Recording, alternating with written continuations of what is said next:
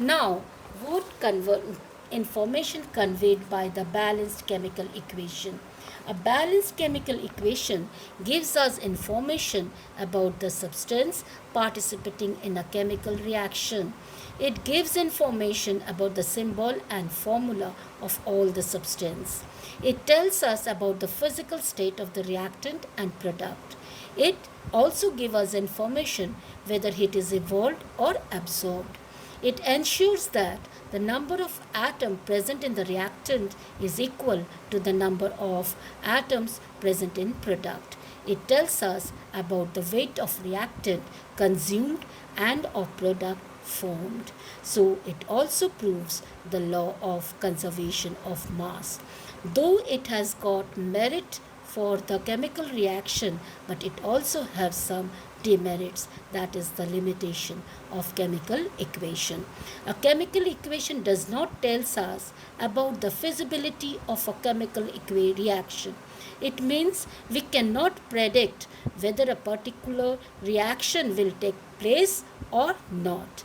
It does not tell us whether a particular reaction will proceed at a slow, moderate, or first speed.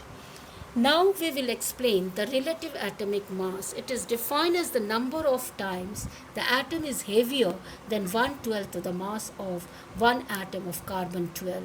So the formula is relative atomic mass is equals to mass of one atom of the element divided by the 1/12 the mass of carbon 12.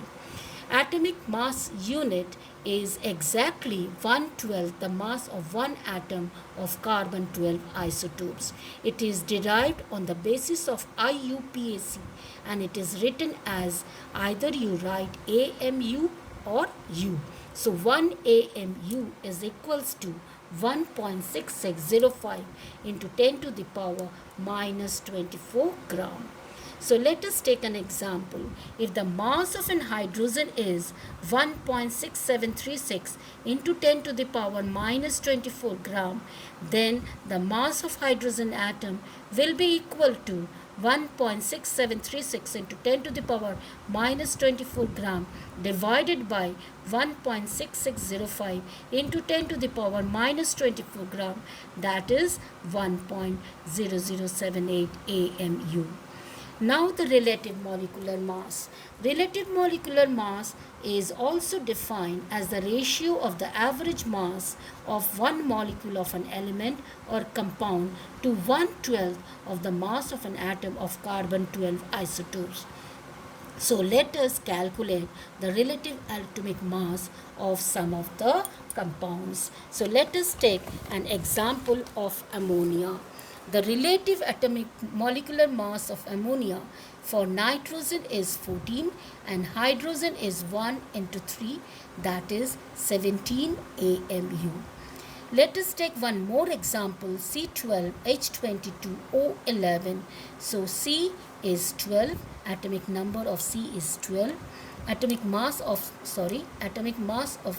carbon is 12 into 12 plus 1 into 22 plus atomic mass of oxygen is 16 into 11.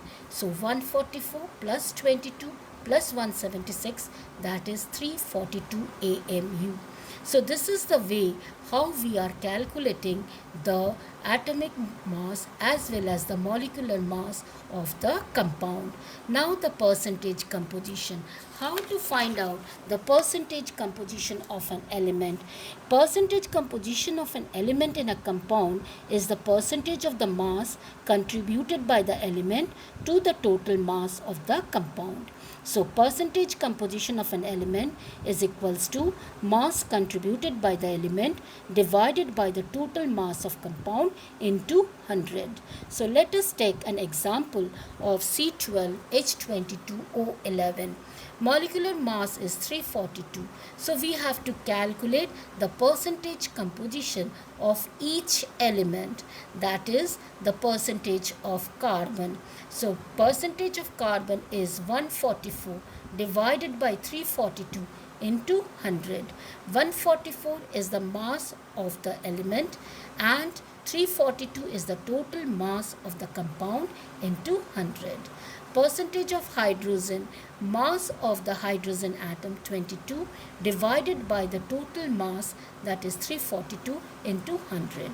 Percentage of oxygen 176 divided by 342 into 100. So this is the way how we are calculating the percentage of an element. One more example I'll give on the basis of water of crystallization. CaSO4 dot 2H2O. So the atomic mass of calcium is 40, sulfur 32, plus oxygen 4 into 16 plus 2 into 2 plus 16. So in between the dot represent here the plus, not the multiplication. So we are getting 40 plus 32 plus 64 plus 2 into 18, that is 36. So all total we are getting 172 AMU. Now if we want to calculate the percentage of this water molecule, then we can easily find out the percentage of water molecule is equals to 36 divided by the total mass, that is CaSO4.2H2O into 100. So this is the end of the chapter.